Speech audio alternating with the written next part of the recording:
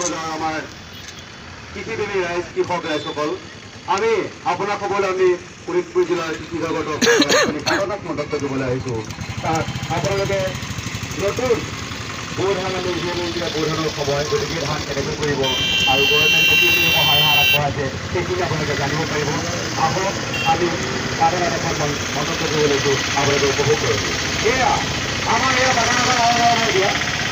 আমাৰ এয়া আহিছে কঠীয়া ৰুই দেখাব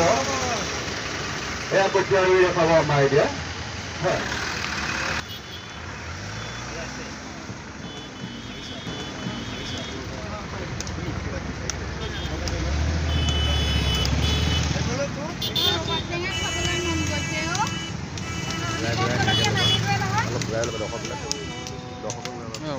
বেগতে ভৰাই থৈ গুচি আহিলো পাহৰি থাকিলো কালি খাম দিয়া কাইলৈ তুমি টেঙা আনিবা মই নিমখ জলকীয়া আনিম হা নাপাহৰি হ'ব দিয়া আমাৰো কাইলৈ ৰুবলৈ আছে 2 বিঘা মাটি বোকা দিয়া আছে সেই কালিলৈ আমাৰখিনি যাম এতিয়া এইখিনি প্ৰথমে শেষ কৰি লওঁ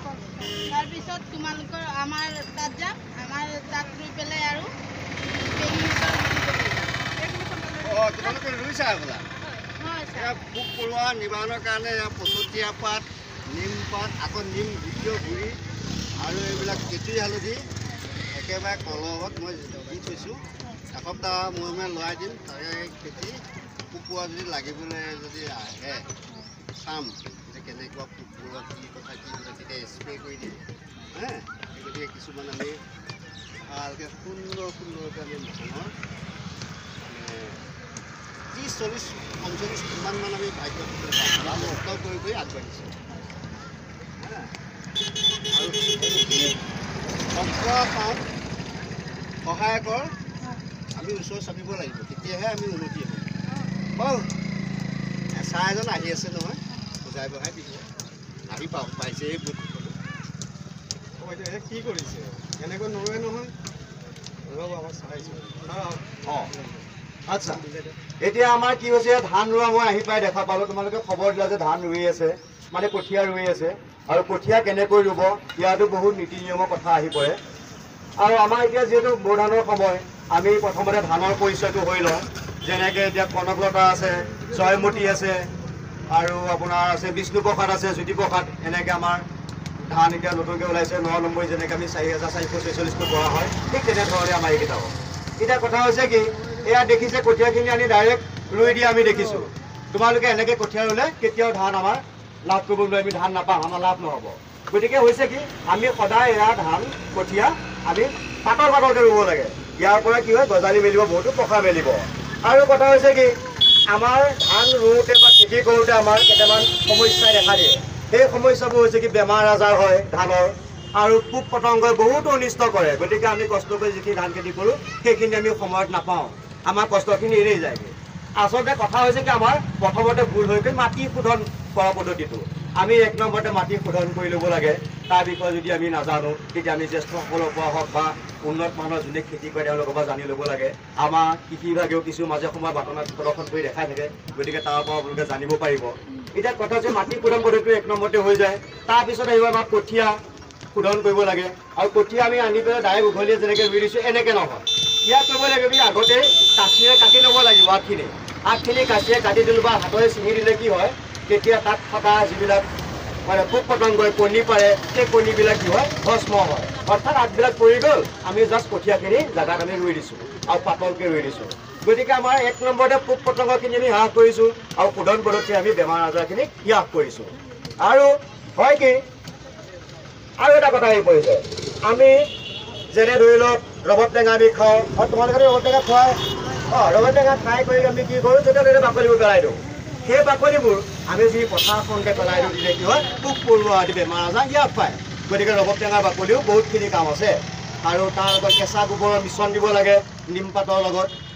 তেতিয়া ৰবাব টেঙা নিমপাতৰ কেঁচা গোবৰ মিশ্ৰণ দিলেও আমি যদি ছটিয়াই দিব পথাৰখনত তেতিয়াহ'লে আমাৰ বহুতখিনি ৰোগ হ্ৰাস পাব আৰু পোক পতংগ নাহিব আৰু কি হয় আমি যেতিয়া পানী দিবলৈ আৰম্ভ কৰোঁ খেতিত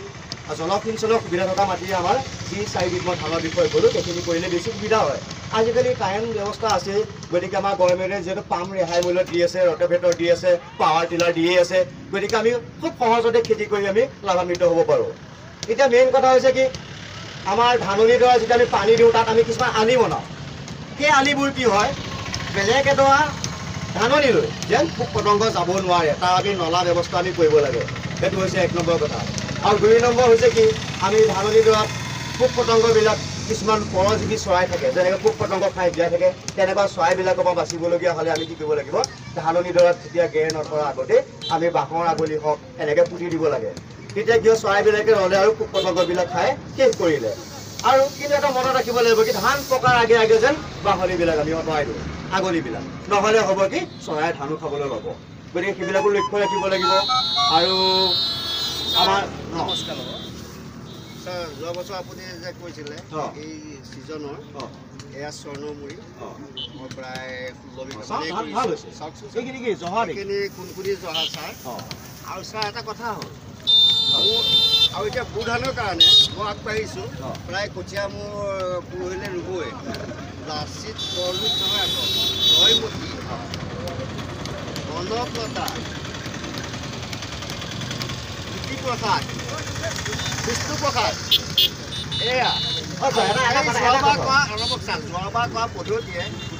পুতি মোৰ ওচৰত বিল আছে। এনেকুৱা লাঠি মাছো বুলি কয়, গৰৈ মাছো বুলি কয়, তাক আনি আধা পোৱাকৈ মই পুতিত লৈ মেলি দিছোঁ। আৰু মৰা ভেকুলী যে সেয়াও এৰিছোঁ। আকৌ ওচৰতে কচাই আছে ছাগলী পেটটো আনি তাত মই দিছোঁ। কিয় দিছোঁ, তাত পুতিত মই এনেকুৱাকৈ বান্ধিছোঁ, তাৰ গোন্ধতাত এনে গান্ধী পোক পৰিছিলে গাখীৰতী সময়। সেই গতিকে যেতিয়া চাউল লাগিব সময় হৈছে, সেই গতিকে মই সেইকেইটা যেতিয়া দিলোঁ পোকখিনি গৈ পেলাই তাত লাইন পাতি থোপা খালে। আৰু তাৰ পিছদিনাখন কি কৰিলোঁ, ভিজা বস্তাই মই তাক মেৰিয়াই ধৰিলোঁ। তাৰপিছত সন্ধিয়া হোৱা আগে আগে কেৰাচিন নিলোঁ নহয়। খেতি ভাল হ'ব যেতিয়া লিটাৰ 60 টকাই হওক বা 50 টকাই হওক, যিয়ে নহওক তাত ঢালি পেলাই যেতিয়া জুই লগাইছোঁ, জুই পোহৰটো কিছুমান চকা নিচিনা কি পোক আহিল তাতো একদম চাহ কৰিব নহয়। সেই গতিকে মই বিঘাই প্ৰতি যোৱাবাৰো মই বিঘা কৰিছোঁ, বিঘাই প্ৰতি। আৰু এই তলৰ এই আঙুলিটোৱে চাউল দিলোঁ। আৰু যদি বেগে হয় পকাইহে হয়, গছ দেখা পাব, পাতলকৈ দিব লাগে। আৰু পোক নোপোৱাকৈ কুকুৰাটো আৰু পৰকৈ যদি কেঁচুৱা লগাই লাহে লাগিলে এইখিনি বেছিয়ে হ'ব, তেতিয়া আমি লাভান্বিত হওঁ।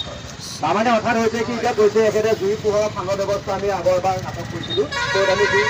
পোহৰৰ ফান্দৰ বিষয়ে কৈছিলোঁ। অৰ্থাৎ তাৰমানে কি হৈছে, আজিকালি আমাৰ বহুতখিনি সুবিধা আহি পৰে, কাৰেণ্ট আছে যিহেতু আমি টানি পেলাই আমি লাইটৰ ব্যৱস্থা কৰিব পাৰোঁ। লাইটৰ ব্যৱস্থা কৰি আপোনাৰ পোকবিলাক পুতি গোট খায়,